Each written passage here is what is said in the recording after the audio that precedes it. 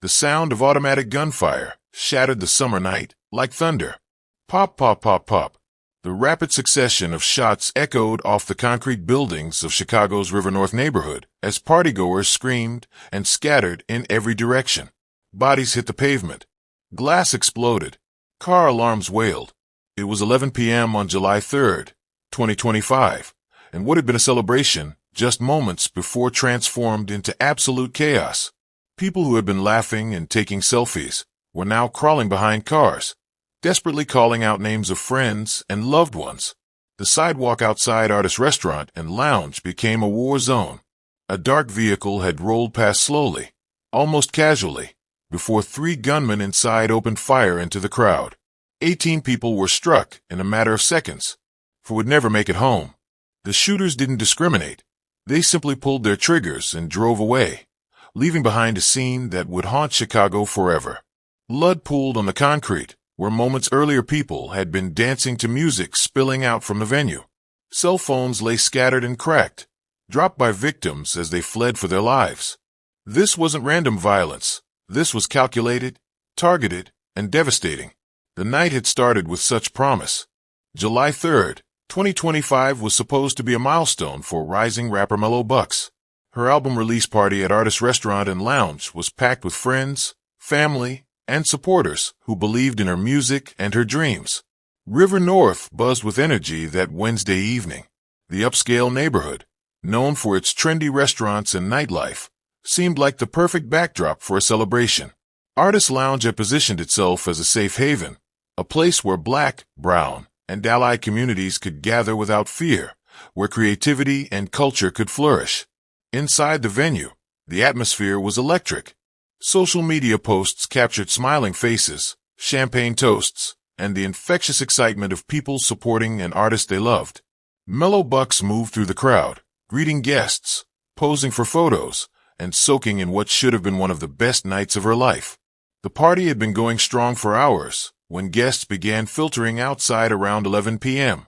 Some were heading home, others stepping out for fresh air or to continue conversations on the sidewalk. The warm summer night felt perfect for lingering, for extending the celebration just a little longer. Nobody could have predicted that this ordinary moment would become their last. Before we go any further into this devastating story, I need you to hit that subscribe button right now. What you're about to hear will shock you to your core. And trust me, you don't want to miss a single detail of how this investigation unfolds. The truth behind this massacre is more complex and disturbing than anyone initially realized. Drop a comment below and let me know. Have you ever been to a celebration that suddenly turned dangerous? How do you stay safe when you're out enjoying yourself? Your experiences might help someone else stay alert, because what happened next would change everything for the families involved, and the shocking connections investigators discovered will leave you questioning how well you really know the people around you.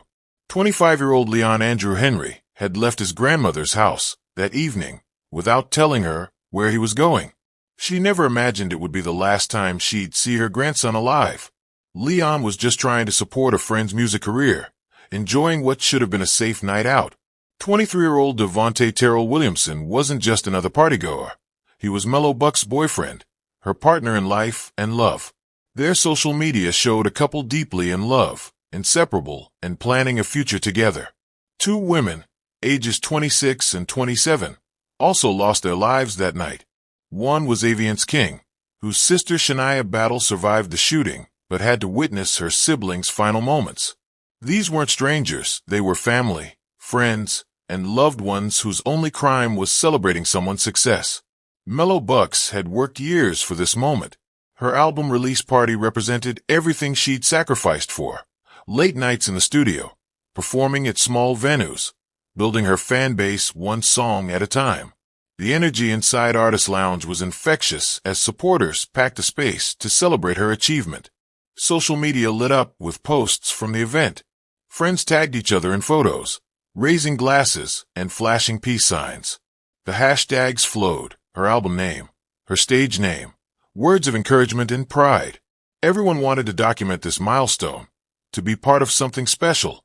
The music pumped through high-quality speakers while people danced, networked, and celebrated. Industry connections mingled with childhood friends, creating the kind of atmosphere every artist dreams of for their big night. Conversations buzzed about future collaborations, upcoming shows, and the bright path ahead. Mello moved through the crowd, like the star she was becoming. She hugged supporters, thanked people for coming, and posed for countless photos. Her smile was genuine.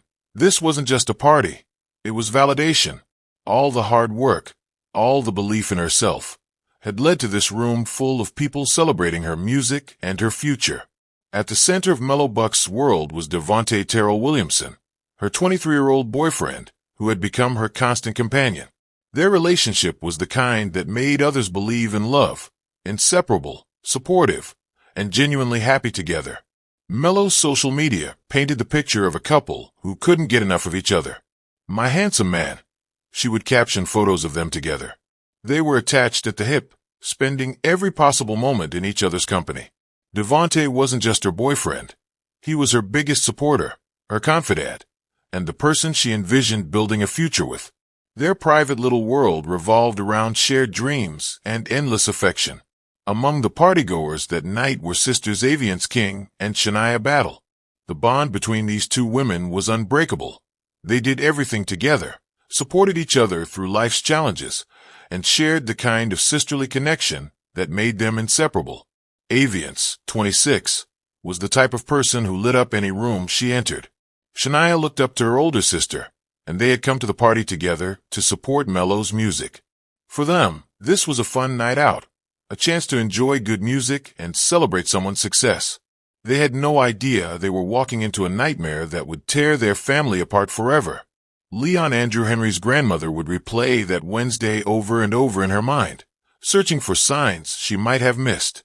When her 25-year-old grandson left the house that evening, their conversation was routine, unremarkable, the kind of casual goodbye that happens thousands of times between family members. She had no idea Leon was heading to an album release party. He didn't mention Mello Bucks, didn't talk about music or celebrations. It was just another evening where a young man was going out, and his grandmother expected him home later that night like always. But we start with the mass shooting in River North. 4 people were killed, 14 others hurt. We want to show you some new video just into our newsroom, showing the moment a car drove up and people inside it started firing. If you look very closely here, you see some flashes of light from the gunfire. We want to let you know that we have blurred the images of the victims there in that lower right-hand corner. We have team coverage as police figure out why an album release party was targeted. Our Sarah Maki learning more about the victims, but we start with Tara Molina and the latest on that investigation. Tara? Marie, police have confirmed, like you said, this was not a random shooting with 2 men and 2 women killed here. 14 others injured right outside this now closed lounge. It happened right around 11 o'clock last night. Those shots fired by multiple people inside of a dark car. We need more units. Police calling for help from Chicago and Franklin. Hey, squad, we need more ambulance out here. We don't have nearly enough. You're looking at scene video right now. Police say multiple people fired shots from a dark car into a crowd outside Artist Lounge around 11. This venue was targeted. Targeted, with the crowd leaving the album release party for Chicago-born rapper Mello Bucks, who confirmed on social media many of the people hurt were her friends. They didn't care who was struck. And in a matter of seconds, they were able to shoot 18 people. Chicago Police Superintendent Larry Snelling, joined by Mayor Brandon Johnson and other city public safety leaders addressing the mass shooting today. There's a possibility that there was a rifle used in this. There were 2 different calibers of shell casings recovered. We are mobilizing now to make sure that this incident does not return and bring about more violence. I asked the police superintendent about concerns this mass shooting was gang-related and could mean retaliation, something he didn't confirm or deny. There's coordination, not only coordination with our local partners here, but also our federal partners when it comes to the possibility of this being some kind of gang conflict. Now, we've been checking in with Chicago police throughout the day, of course. Right now, I'm told no one is in custody. There have been no arrests related to this mass shooting. And that's as city leaders ask you at home to please come forward and share any information that you may have about this incident. Of course, we'll continue to bring you the very latest live. For now, reporting live in River North, I'm Tara Molina, CBS News Chicago Investigators. Marie? Tara, thank you. Police have released little information about the victims, but social media tributes are revealing much more about the 2 men and 2 women killed. Sarah Maki live outside Northwestern's emergency room. That's one of the hospitals treating the injured. And Sarah, what have you learned? Well, Marie, I spoke with Shania Battle as she laid in her hospital bed here, a bullet still lodged in her mouth, missing several teeth. She said it is hard to talk right now, but harder still is the revelation that her sister is one of those who did not survive. Shania Battle sent these photos of Aviance, or Avi King, during happier times. The two celebrating Shania, Avi proudly wearing a shirt that across her back reads sister.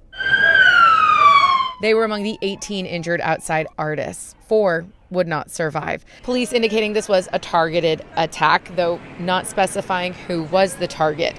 Some of the deceased were amongst host Mellow Buck's inner circle. The artist posting tributes to those killed, including her boyfriend, 23-year-old Devontae Williamson, sharing photos of them together, videos in the car, and dancing. One caption reading, "My handsome man." Still more posts about Avi and another woman killed named Taylor. The rapper writing, "We were having so much fun in our private little life. Couldn't leave each other alone, glued to my hip every day." A following statement adds the artist feels like everything is just weighing down on her, that all she can do is talk to God and pray. The medical examiner's office has identified the other man who was killed as 25-year-old Leon Henry from the Ashburn neighborhood. All of the deceased were in their 20s. From Northwestern, Sarah Maki, CBS News, Chicago. Sarah, thank you. Leon was the kind of grandson who stayed close to family, who checked in and made sure his grandmother knew he was safe. That's what made his silence so alarming when the hours passed and he didn't return. She tried calling his phone, but it went straight to voicemail. By morning, when Leon still hadn't come home, his grandmother knew something was terribly wrong. The young man who had walked out her door with a casual goodbye would never walk back through it again. At exactly 11 p.m., the celebration outside Artist Lounge was in full swing. Groups of friends lingered on the sidewalk, extending conversations that had started inside. The warm July night made it perfect for staying out just a little longer, for soaking in the good vibes of a successful party. Then the dark vehicle appeared, moving slowly down West Chicago Avenue. 3 figures sat inside, weapons ready, their target clear. They had come with a purpose, and they didn't care who else got caught in their line of fire. The first shots rang out without warning. Automatic gunfire erupted from the vehicle as the shooters opened fire into the crowd. People screamed, dove for cover, and ran in every direction as bullets flew through the air, striking 18 innocent people in mere seconds. This wasn't a random act of violence. It was a calculated military-style assault. Chicago Police Superintendent Larry Snelling would later reveal the terrifying scope of what happened in those few seconds. The shooters had come prepared for maximum damage, armed with weapons of different calibers that created a deadly crossfire. Evidence at the scene told the story of coordination and planning. Shell casings scattered across the pavement revealed at least 2 different caliber weapons had been fired.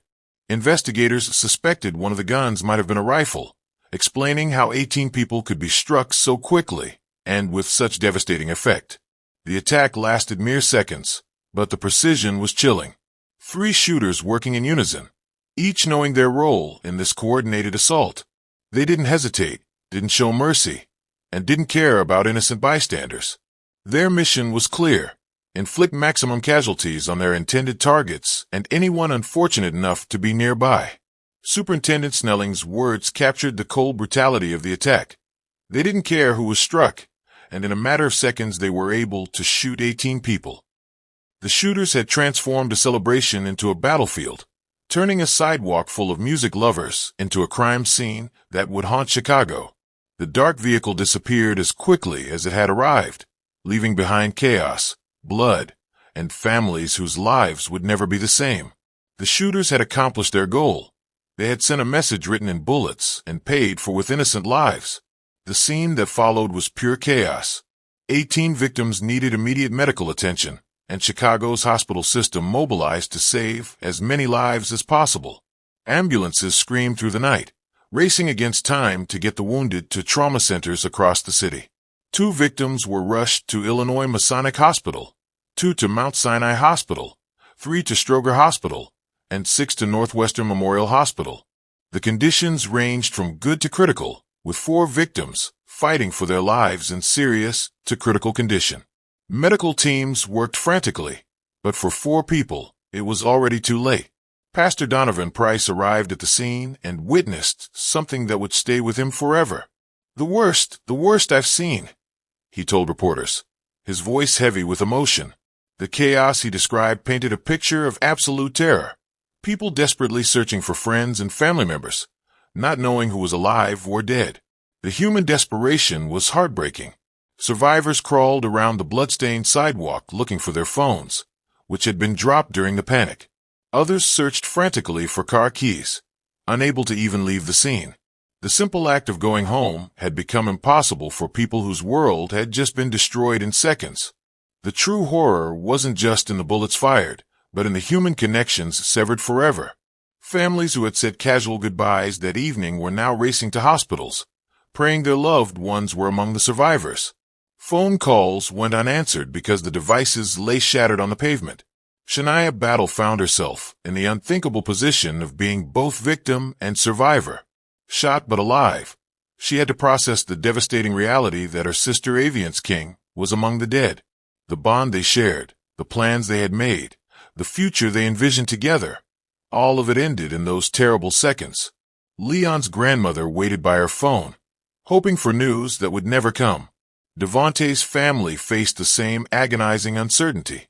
These weren't statistics or news headlines. They were sons, daughters, sisters, and partners whose absence would leave permanent holes in the hearts of those who loved them. The ripple effect of violence extends far beyond the immediate victims, touching everyone who cared about them and changing entire family trees forever. Chicago Police Superintendent Larry Snelling faced the media with grim determination, knowing the city was watching and waiting for answers. His words carried the weight of a department that had seen too much violence, but rarely anything this calculated and brutal. This wasn't a crime of passion or a robbery gone wrong. This was something far more deliberate. The shooting was a targeted attack, Snelling announced, his voice steady but serious. The implications of those words sent shockwaves through the community. This meant the shooters had specific people in mind, specific victims they wanted to eliminate. The other 14 people who were shot were simply in the wrong place at the wrong time. The superintendent's analysis of the crime scene revealed the professional nature of the assault. Multiple caliber weapons, possible rifle involvement, and the ability to strike 18 people in seconds. This required planning, coordination, and a level of violence that suggested organized criminal activity rather than random street crime. Snelling's commitment was clear. We are mobilizing right now to make sure this incident does not return and bring about more violence. The police department understood they weren't just investigating a mass shooting. They were trying to prevent a war from breaking out on Chicago's streets. The investigation quickly revealed a disturbing pattern. Several of the victims weren't random partygoers, but people directly connected to Mellow Buck's inner circle. This wasn't coincidence. It was targeting with deadly precision. The shooters knew exactly who they were looking for in that crowd. Devontae Williamson, Mello's boyfriend and constant companion, was clearly a primary target. His relationship with the rapper made him visible, recognizable, and vulnerable. The other victims who died weren't just fans at a party. They were part of Mello's world, people who mattered to her personally and professionally. Superintendent Snelling wouldn't confirm or deny whether the shooting was gang-related, but his careful words spoke volumes. The possibility of gang conflict hung over the investigation like a dark cloud. If this was retaliation or a message being sent, then more violence could follow. The targeting of Mello's inner circle suggested this attack was personal, calculated to cause maximum emotional damage to the rapper while eliminating people who might have been seen as threats or obstacles by whoever ordered the hit. I want to hear from you right now. When you're out at parties, concerts, or celebrations, what do you do to stay aware of your surroundings? How do you balance having fun with staying safe? Drop your safety tips in the comments, because your advice could literally save someone's life. The scale and coordination of this attack immediately caught the attention of federal law enforcement agencies. Superintendent Snelling confirmed that Chicago police were working closely with federal partners, recognizing that this level of violence often indicates organized criminal activity that crosses jurisdictional lines. The possibility of gang conflict brought federal resources into play. When criminal organizations are involved, investigations often require the kind of intelligence gathering, surveillance capabilities, and multi-jurisdictional coordination that only federal agencies can provide. The FBI and ATF likely became involved due to the weapons used and the organized nature of the assault. Snelling's most chilling concern was retaliation. We're also making sure that anything we uncover, and there's a possibility of retaliation, we would have an idea of where that retaliation could occur, and we would put resources in place to prevent that. This wasn't just about solving one crime. It was about preventing a cycle of violence that could claim even more innocent lives. The federal involvement signaled that investigators believed this shooting was part of something much larger and more dangerous than a single incident. The address on West Chicago Avenue seemed cursed by violence. What happened on July 3, 2025 wasn't the first time blood had been spilled on that exact sidewalk. Just 2.5 years earlier, in November 2022, the same location had witnessed another mass shooting that left one person dead and 3 others wounded. Back then, the venue was called Hush Lounge, but the pattern of violence remained disturbingly consistent. The 2022 shooting followed a familiar script. A group that had been thrown out of the club started fighting, and the conflict escalated into gunfire.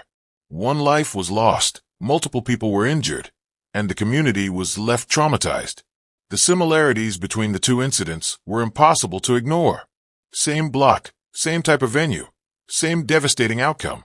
It raised uncomfortable questions about whether this location attracted violence or if there were deeper issues at play that transcended whatever business operated there. After the Hush Lounge shooting, police had shut down the nightclub entirely. The venue sat empty for a while before Artist Lounge opened in the same space, hoping to create something different, something better. But the ghosts of past violence seemed to follow the address, and now history had repeated itself in the most tragic way possible. Within hours of the massacre, Chicago officials moved swiftly to shut down Artist Lounge. The city issued a summary closure of the building, effectively ending the business operations immediately. This wasn't just a temporary measure. It was a decisive action that recognized the venue had become a focal point for deadly violence. Superintendent Snelling confirmed that the investigation extended beyond just finding the shooters. Authorities were examining the venue itself, looking into its operations, security measures, and any factors that might have contributed to making it a target. The closure allowed investigators to thoroughly examine the location without interference. The summary closure sent a clear message to other venues across the city. When establishments become associated with mass violence, especially repeated incidents, the city won't hesitate to shut them down permanently. The investigation into Artist Lounge's operations continued even after the doors were locked, as officials tried to understand whether the venue itself played any role in attracting or enabling the violence that had now claimed multiple lives at this cursed address. The closure of Artist Lounge represented more than just shutting down a business. It symbolized the death of a dream. The venue's owners had released a heartbreaking statement that captured the devastating irony of what had happened. Artist was created as a safe space, a space where Black, brown, queer, and allied communities could gather, be celebrated, and feel at home in River North. Their mission had been noble and necessary. They wanted to provide something that many communities desperately needed, a place where people could celebrate their culture, their achievements, and their identities without fear. The venue was supposed to be a sanctuary, a place where Mellow Bucks could launch her career, surrounded by love and support. Instead, that safe space became a killing field. The owner's statement continued with raw emotion. "What happened last night disrupted it in the most painful way. Our hearts are with the victims and their loved ones." The dream of creating sanctuary had been shattered by the very violence they had hoped to escape. In the digital age, grief plays out in public, and Mellow Buck's social media became a window into heartbreak that no one should ever have to experience. Her posts about Devontae revealed the depth of a love that had been cut short by senseless violence. "My handsome man," she wrote alongside photos of them together, each image a reminder of what had been stolen from her. The couple's social media history told the story of two people who couldn't get enough of each other. "We were having so much fun in our private little life, couldn't leave each other alone glued to my hip every day," she posted, her words capturing the intensity of their bond. They had been inseparable, planning a future that would never come to pass. Her tribute posts became a public memorial, a way to keep Devontae's memory alive while processing her own trauma. The photos showed a couple deeply in love, laughing together, supporting each other's dreams, building something beautiful that had been destroyed in seconds. Each post was both a celebration of their love and a cry of anguish from someone whose world had been shattered. The rawness of her grief was palpable in every word she shared with her followers. Mellow Buck's grief extended beyond just Devontae. Her social media tributes also honored Aviance King and the other woman who died, Taylor, showing how the shooting had torn apart an entire community of friends. "We were having so much fun in our private little life," she wrote about the group, revealing how close-knit this circle had been. The rapper's posts painted a picture of people who genuinely cared about each other, who celebrated together and supported each other's dreams. These weren't just acquaintances who happened to be at the same party. They were chosen family, people who had built meaningful relationships that made life worth living. Her final statement captured the weight of survivors' guilt and overwhelming loss. "Prayers up for all my sisters. God, please wrap your arms around every last one of them. Feel like everything just weighing down on me. All I can do is talk to God and pray." The burden of being the one who lived while her loved ones died was crushing her spirit. The community mourning extended far beyond social media. Friends, family members, and fans shared their own memories and tributes, creating a digital memorial that honored not just the victims, but the relationships and dreams that died with them. The Artist Lounge massacre wasn't the only mass shooting that terrorized Chicago that night. Just hours later, at 3:15 a.m. on July 4th, another coordinated attack struck the Riverdale neighborhood. 4 people were wounded as they stood outside in the 600 block of East 133rd Street, proving that the violence wasn't isolated to River North. Mayor Brandon Johnson addressed the city with urgency, recognizing that Chicago was facing a crisis that demanded immediate action. "We will not rest until there is full accountability. I'm calling on any Chicagoan who has any information about these mass shootings. We are calling on anyone who has information to come forward." The timing of both shootings, one late Wednesday night, another in the early hours of July 4th, suggested a coordinated campaign of terror across the city. Chicago residents woke up on Independence Day to the reality that their city had become a battlefield, with multiple communities under attack and families across different neighborhoods mourning their dead. As of today, the 3 shooters who turned a celebration into a massacre remain free. No arrests have been made, despite the massive investigation involving Chicago police and federal agencies. These killers are still walking the streets, potentially planning their next attack, while families bury their loved ones and survivors struggle with trauma that will last a lifetime. The investigation continues around the clock, with detectives following every lead and analyzing every piece of evidence from that horrific night. Shell casings, witness statements, surveillance footage, and ballistics reports are all being examined in the hope of identifying the shooters. But each day that passes without arrests is another day that justice remains elusive for Leon, Devontae, Aviance, and Taylor. The fact that 3 coordinated shooters can execute such a devastating attack and simply disappear is terrifying for Chicago residents. These aren't random criminals. They're organized, armed, and dangerous individuals who have proven they're willing to kill innocent people to achieve their goals. Until they're caught, every public gathering, every celebration, every night out carries the risk of becoming the next target. Police continue to urge anyone with information to come forward, knowing that someone somewhere knows who these killers are and where they're hiding. The community refused to let this tragedy fade into just another news story. Violence interrupters gathered outside the closed artist lounge, determined to drum up tips and bring peace back to River North. These brave individuals put themselves on the front lines of Chicago's violence epidemic, working to prevent retaliation and encourage cooperation with law enforcement. Flyers appeared throughout the neighborhood, featuring photos of the victims and pleas for information about the shooting. The community understood that solving this case would require collective action. Someone had seen something, heard something, or knew something that could lead to arrests. The response went beyond just seeking justice for this specific crime. Community leaders organized meetings, safety workshops, and support groups for trauma survivors. They recognized that healing from this level of violence requires more than just catching the perpetrators. It requires rebuilding trust, addressing root causes, and creating systems that prevent future tragedies. The determination to turn grief into action showed the resilience of a community that refuses to be defined by the violence inflicted upon it. This tragedy offers crucial lessons about staying safe in public spaces. Always be aware of your surroundings, especially when leaving venues late at night. Travel in groups, stay alert to unusual behavior, and trust your instincts if something feels wrong. If you see people arguing or tensions escalating, remove yourself from the situation immediately. Event organizers and venue owners must take security seriously. Proper lighting, trained security personnel, and coordination with local police can make the difference between a safe celebration and a deadly attack. Background checks for events, metal detectors, and clear evacuation plans aren't just suggestions. They're necessities in today's world.